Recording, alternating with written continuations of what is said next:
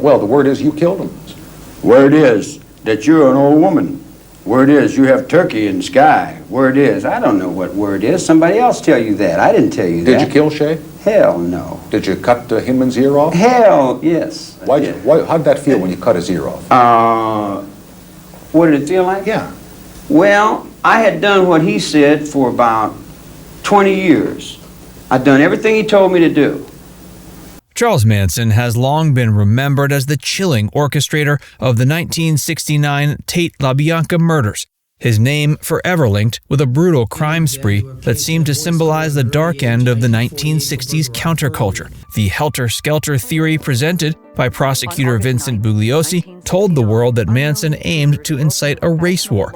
But what if the true motive was far more complex and far more insidious? A groundbreaking report rooted in Tom O'Neill's explosive book Chaos argues that Manson may have been a tool or even a creation of U.S. intelligence operations like the CIA's Operation CHAOS and the FBI's COINTELPRO. Drawing on over 20 years of research, O'Neill raises questions about manipulated narratives, covert mind control programs, and unexplained government leniency that helped Manson evade prison again and again. Manson's unlikely freedom. Are you saying I question his, huh? Are you sane? Sane? Yes. That's relative. I could talk to you except through music. Van Houten claims she originally lied about Manson's role in the murders to protect him during their first trial.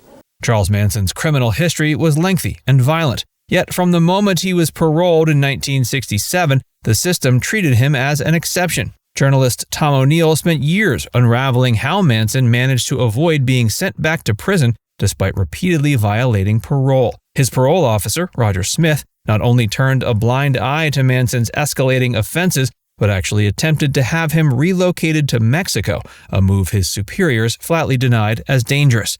O'Neill, through Freedom of Information Act requests, obtained letters and files that showed this lax oversight wasn't due to bureaucratic oversight, but something more deliberate. Multiple arrests failed to result in Manson's re-incarceration. He was reportedly caught with drugs and involved in criminal behavior that should have landed him back in custody. Susan Atkins, another key Manson family figure, had her parole and probation inexplicably terminated early despite clear violations. O'Neill interviewed officials who confirmed these leniencies were almost unheard of, with one retired deputy DA remarking that it wasn't incompetence, it was intentional. Quote, "Somebody wanted him out there," he said. "You need to find out who." The theory begins to crystallize when looking at Manson's environment. He and his followers were deeply embedded in Haight-Ashbury, an area that at the time was crawling with covert research efforts disguised as community aid. Smith, who was ostensibly supervising Manson's parole, was also involved in drug studies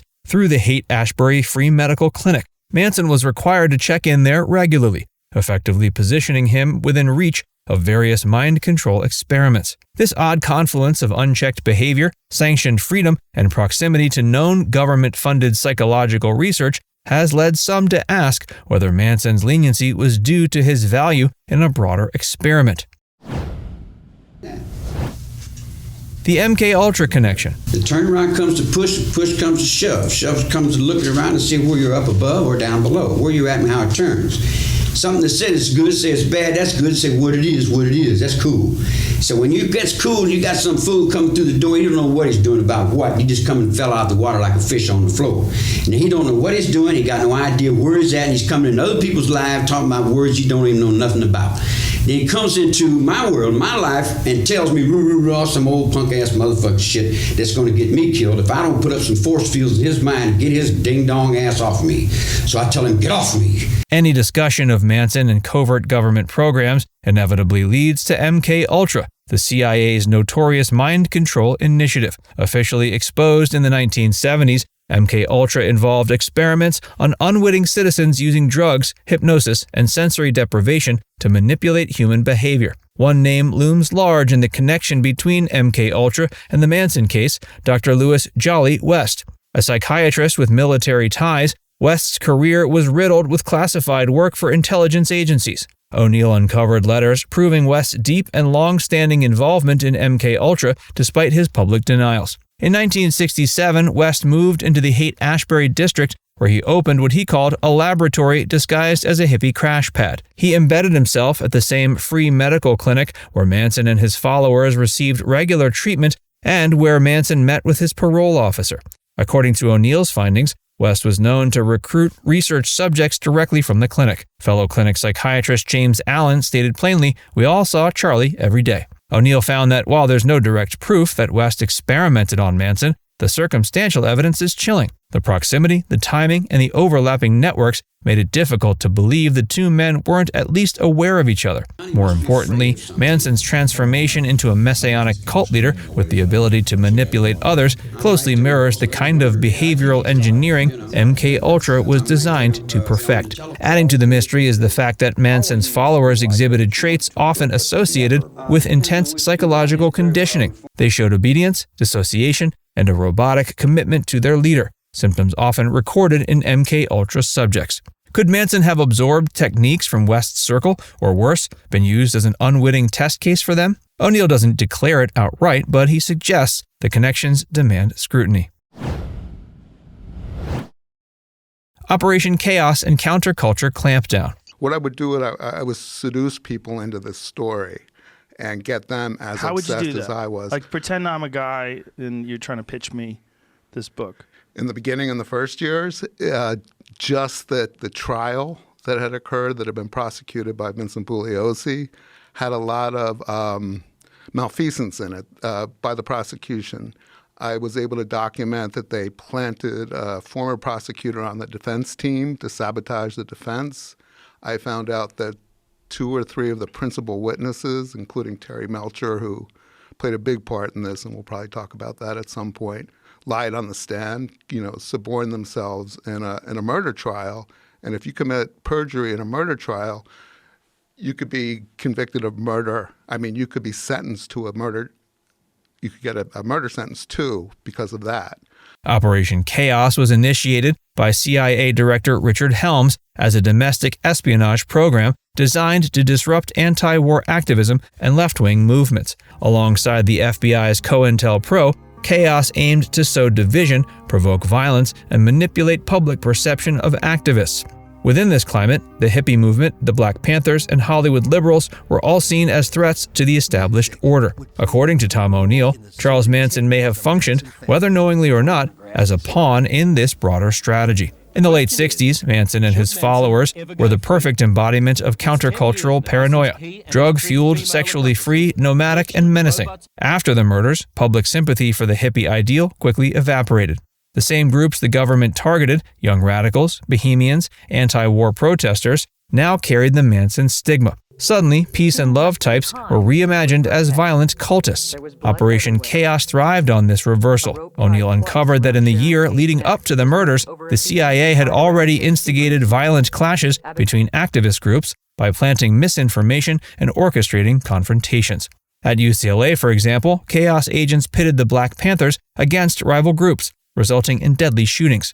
The ultimate goal was to destabilize, delegitimize, and discredit these movements by turning them violent in the public eye. This is where Manson's actions become particularly suspicious. His supposed motive to trigger a race war and frame the Black Panthers aligns perfectly with CHAOS's broader agenda. The question becomes whether Manson dreamt this plan up on his own, or whether he was influenced, manipulated, or even instructed by outside operatives who saw him as the perfect tool to further their psychological warfare campaign. 67, early in that year. The enigmatic Reeve Whitson. And so he was on probation.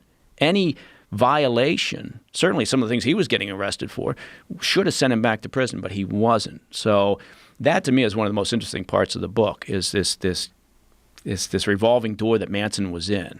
And eventually we all know what happened to him. But yeah, working at the Haight-Ashbury Free Medical Clinic, that's where Manson would go, along with some of his followers. And they were, part of a study, and, they were, I'm sure, getting their LSD from there. One of the more shadowy figures in Tom O'Neill's investigation is a man named Reeve Whitson, who played a mysterious and undocumented role in the Manson case from the beginning. Whitson appeared at the Tate murder scene before the police and later embedded himself in the investigation, even co-authoring an unpublished manuscript with Sharon Tate's father, Paul Tate. LAPD detective Robert Helder referred to him as Walter Kern and claimed Whitson always seemed to get to witnesses before the police did. O'Neill tracked Whitson's background and found troubling gaps. There were no formal records tying him to law enforcement, yet he worked side by side with them. More unsettling were the testimonies from Whitson's friends and family who recalled his deathbed regrets. According to them, Whitson admitted he had been involved in infiltrating the Manson family and operating against the left. He even claimed to have visited the crime scenes before the bodies were found. When O'Neill filed FOIA requests regarding Whitson's role in federal agencies, the CIA gave a familiar reply. They could neither confirm nor deny his affiliation. Bugliosi's motive and the media narrative. Bugliosi paints you as a small would-be pop singer, as he describes it, of little talent. How do you react to that? Bugliosi looks in the mirror every morning when he shaves, and that's the only person in Bugliosi's world. Just him. Ask his wife. She knows it. Any exploration of this theory must contend with the man who brought Charles Manson to justice, Vincent Bugliosi. Celebrated for securing the conviction, Bugliosi also wrote the best-selling book Helter Skelter, which shaped the public's understanding of the crimes. But Tom O'Neill's interviews with those close to Bugliosi reveal a different story, one of ambition, manipulation, and narrative crafted for public consumption rather than objective truth. Bugliosi had his co-author, Kurt Gentry, sitting in the courtroom during the trial, taking notes for the book they would publish.